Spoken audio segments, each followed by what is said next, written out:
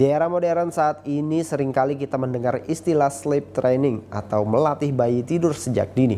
Apa saja metode dalam menerapkan sleep training tersebut? Lalu apa keuntungannya dan kerugiannya?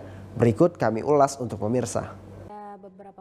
Dokter spesialis anak konsultan, Dr. Leni Cynthia Hafiz, dalam program Ruang Sehat TV Tabalong menjelaskan, sleep training ialah pelatihan tidur bagi seorang bayi agar tertidur nyenyak sepanjang malam tanpa didampingi oleh orang tua.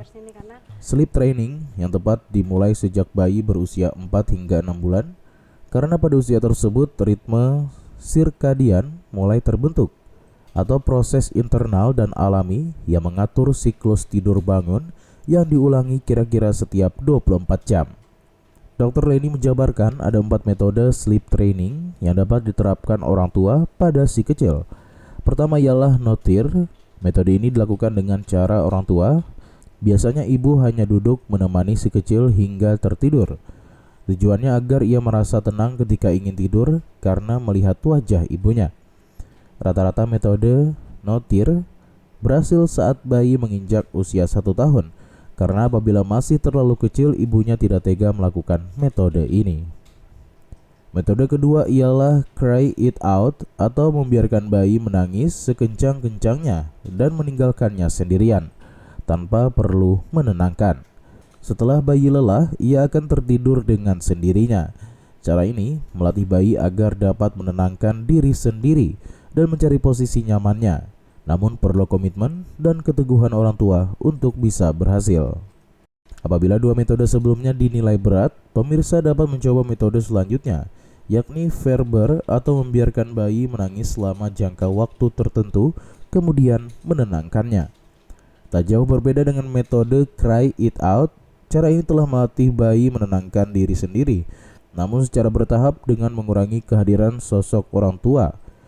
Metode Ferber dapat dimulai pada interval waktu 5 menit, kemudian 10 menit dan seterusnya hingga pagi tiba. Metode terakhir ialah whisper atau fading.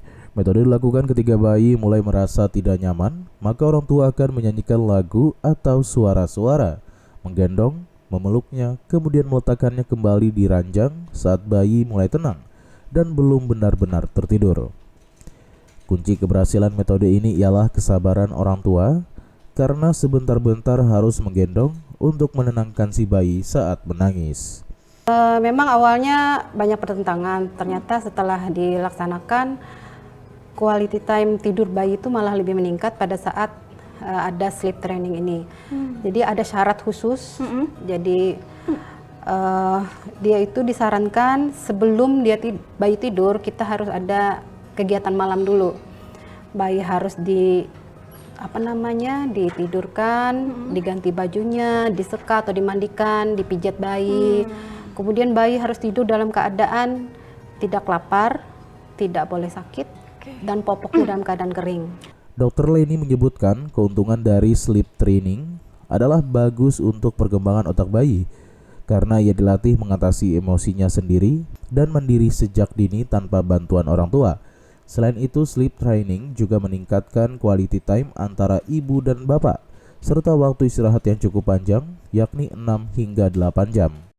Namun di sisi lain, sleep training dapat membuat bonding berkurang atau keterikatan intens yang berkembang di antara orang tua dan anak.